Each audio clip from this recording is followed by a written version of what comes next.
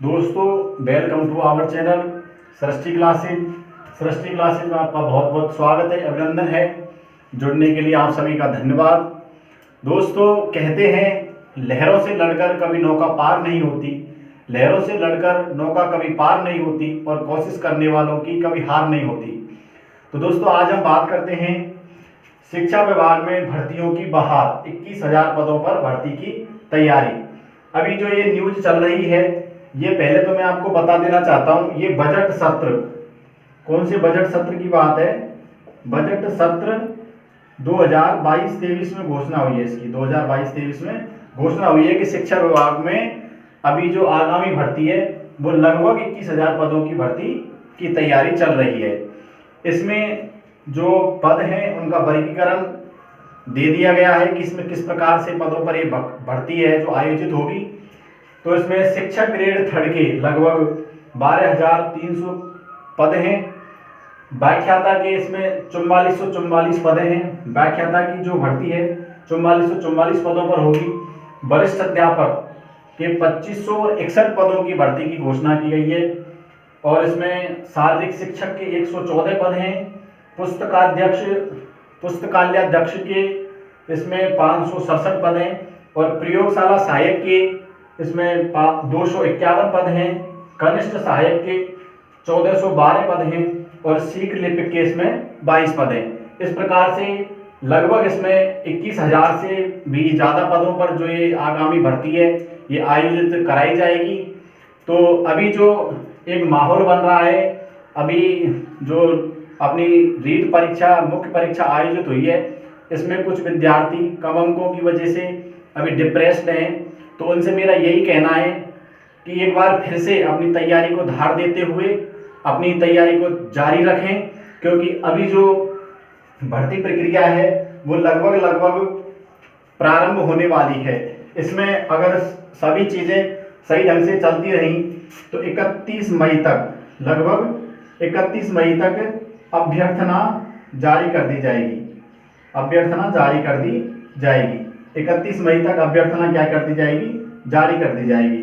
तो मेरा सभी स्टूडेंट से यही अनुरोध है कि अपनी तैयारी को कमज़ोर ना पड़ने दें और लगातार अपनी सफलता के लिए प्रयास करते रहें, क्योंकि प्रयास ही सफलता की सबसे बड़ी कुंजी है। अगर आपके प्रयास में कहीं कोई कमी रही हो इस बार, तो उस कमी को दूर करते हुए आगामी जो भर्ती है उसमें अपनी पूरी हिम्मत और दम के साथ तैयारी को जारी रखें।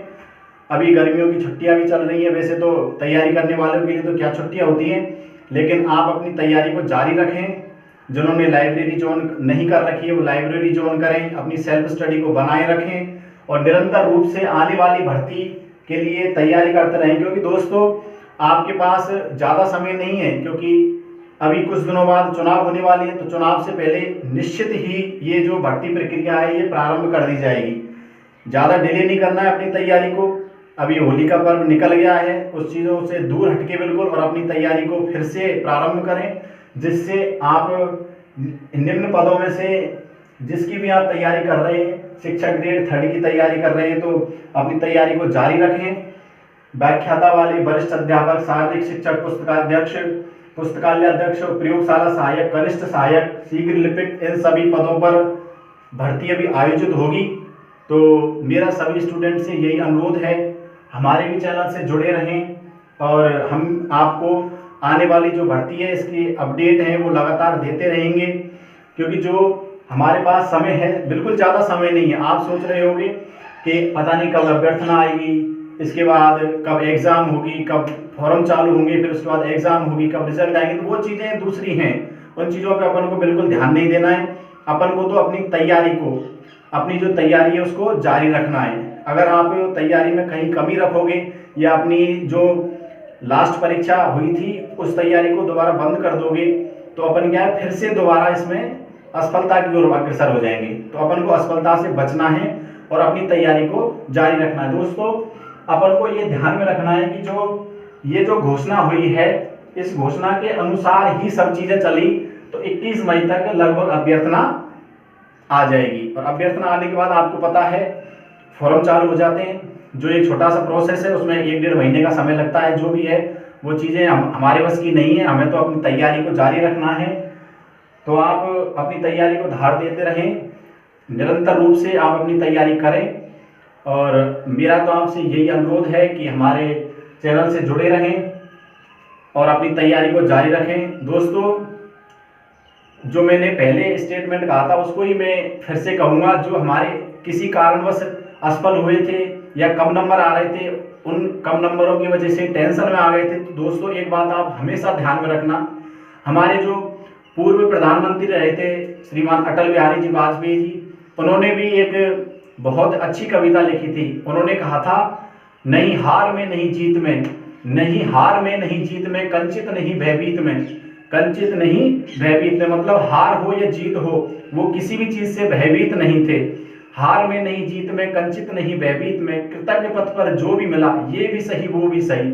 मतलब हमको हमारा जो कर्म है उसको निरंतर रूप से बनाए रखना है, कर्म में कभी भी कोई कमी नहीं आनी चाहिए। तो दोस्तों, मेरा आपसे फिर से यही अनुरोध है कि अपनी तैयारी को जारी रखें, तैयारी को कम न पड़ने दें, जो भी कुछ कमियां रही हैं उन कमियों को दूर करें और लगातार हमारे चैनल से जुड़े रहें। Thank you, thank you, thank you so much.